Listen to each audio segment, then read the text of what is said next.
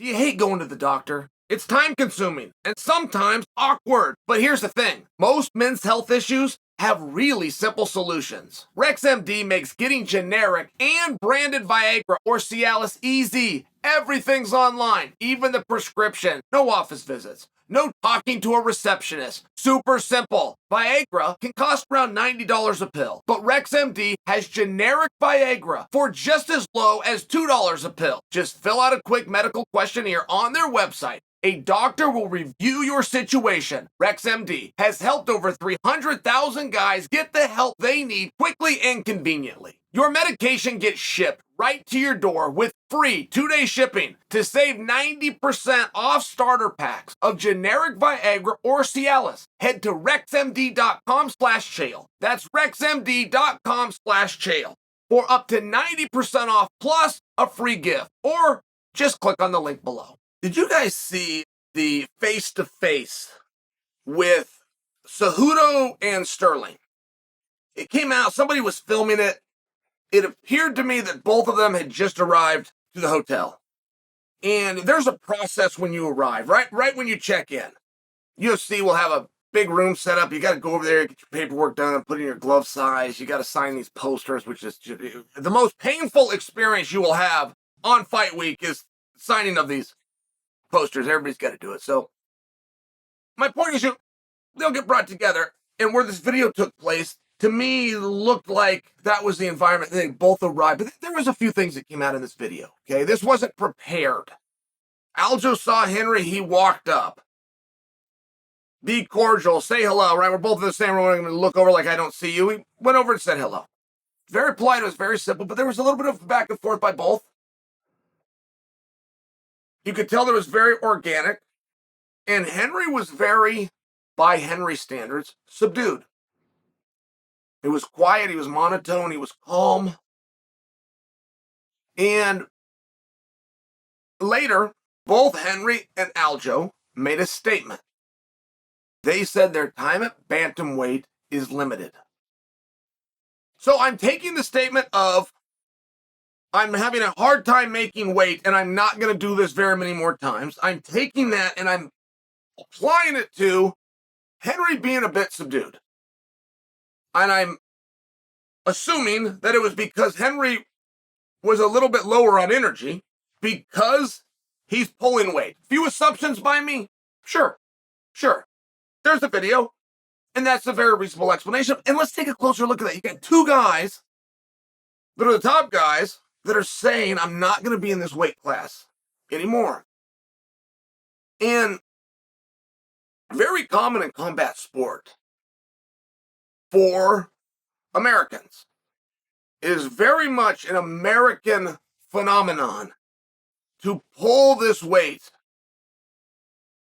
to a point that when you're in the final week doing it, which is the worst and most trying, and I mean, this is going to separate a lot of boys from men. Beating that scale, it's going to separate a lot of boys from men. But you're the best in the world, or you're the next best in the world. Both of these guys have something in common, which is they're going to go in the Hall of Fame someday.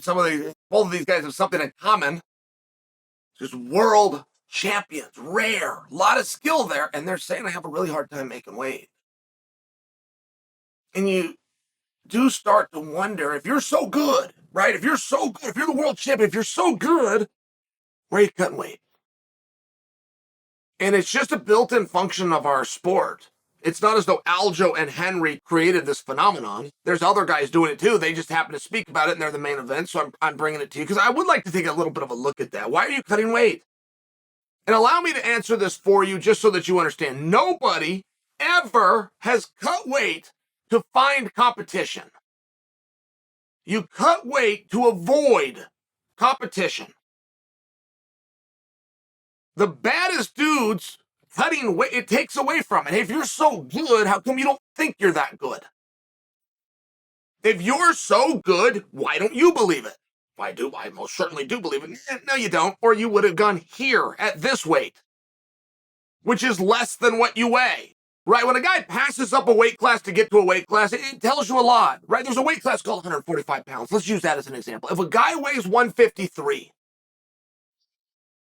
That would make him 155 pounders. If he doesn't want to come in light, I think that we would all understand there's psychological effects, but there's also physical effects. If he doesn't want to give up size, okay, he's going to pull down to the nearest weight class. He's 153, he's going to cut 8 pounds and go 145. That's going to be his weight. When you pass 145, right, when you're coming down, but you pass a class to go to a next one, you don't think you're as good as you're telling people that you think you are. It's as simple as that. Nobody passes a weight class to get to a weight class in search of competition. I don't fault these two. We can play the same game at 145. The guys that are there should likely be 55 pounders. As a matter of fact, our 45-pound champion wants to be a 55-pounder. I mean, it's a very common thing, but it happens in North America. You don't see a lot of it with the Cubans. You don't see a lot of it with the Russians. You take these guys a couple of kilos. You know, they'll have dinner the night before weigh-ins. They'll wake up early in the morning, they'll put on a sweatsuit, they'll go get a drill or a jog, give a couple of kilos, 5 pounds. It's different. It's different. It's so different here that the NCAA had to put in a rule to stop it. They had to stop these young guys from cutting by their coaches. I mean, it was just a culture, it's this built-in phenomenon. If you can do well at 190 pounds, you'll do really well at 180 pounds, which means let's get you to 160. I mean, it was just this built-in belief, so everybody's doing it. NCAA steps in. It's the same guys, competing with the same guys. They're just not, right? They're all pulling this weight to go and meet. It's why not just meet here, right? I mean, it makes perfect sense. Logically, it's what the other countries do. I had a lot of teammates, man. I had a lot of teammates that they could not wait until the last day. You know, whether it was in high school or whether it was in college, or whether it was often in the professional ranks, I had a lot of teammates. They could not wait until the last day, but it wasn't because they physically tired or they didn't enjoy the process or the social part, the guys, the travel, they loved that stuff. They didn't want to have to deal with that scale anymore. And a lot of friends, good athletes, 18 years old, high school, they walked away. And it wasn't because they didn't love the sport and they didn't want to pursue it. They did not want to deal with that scale from their fathers to their coach to pulling all this weight. They just didn't want to do it. It's a lifestyle change. It's tough. You can only do it so many times. But the same thing had happened in college. They were so good. So tight. Oh gosh, I could name some teammates. But the second they were done, they were done. But it wasn't the competition. They missed the wrestling. They missed pulling those straps up. They missed the lifestyle. They missed the trap. They missed all of that stuff. Missed it tremendously. But that missing of the sport and of the life, of everything that comes with it, that was not as strong as their hatred for cutting weight. And I could not convince them to stop cutting weight. I did my best. I led it by example, by not cutting any weight. It was just one of these things, though. It's built in. So when Henry and Aljo are saying that, I mean, what are they telling us? It's not wrong to do it. Everybody hates it. They're just talking about what are they telling us? I'm going to go up. I'm not going to be at 35. Well, you're the best 35-pounder in the world. So should we find out how you're going to do it 45? And when are you going to go? And if you're going to go, why not go now? I don't mean that literally. You got this competition on Saturday. We got to say, why right away? If that decision is made, I don't know why anything in life you would put off. If you're going to make a decision to do so, go do it. I'm going to go lose 10 pounds. I'm going to start on Monday. Start on Monday. Start now. What do you mean I'm going to start on Monday? You've decided you're going to do this? Then do it now. What are you waiting for? If they would answer the question, you would learn a lot. Because the answer to the question would be something along the lines of, I'm not ready. I can't get big enough. I can't put on the size. I'm waiting for that guy to leave. I'm hearing a rumor he's going to go. I'm hearing a rumor he's going to retire. It's about avoiding competition. And it's an interesting spot. And it's not one that's done around the world. The Americans, boy, the top wrestlers. I mean, I'm just using wrestling because it's not only what I know, but it's one of the very few things that you have weigh-ins. You know, you got MMA, you got boxing, you got 2 and 3 times a year. So what? Toughen up, right? I mean, but it's one of those things. And wrestling, you got to do it every Saturday. Every single Saturday. Why would you be cutting that weight? And I'll just tell you, in wrestling, our career, boy, they're a heck of a lot earlier on average. For your top and your elite, You're elite. Your real top guys, they're getting paid. College guys, they're getting paid. Former scholarships.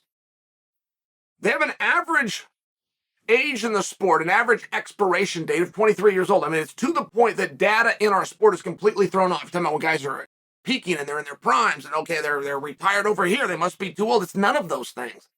You go to Russia, their retirement age is 30, just by example. But it's because of the weight cut. Because understanding how to go out and compete with guys where you can put a focus on training, having that belief in yourself, having that courage, not having your own dad or having your own coach tell you can't do it here. Man, I'm the best in the world. That guy can't beat me. Matter of fact, nobody can beat me. You think 10 pounds is going to beat me? And the answer to that question, yeah, a lot of these guys think 10 pounds is going to beat them.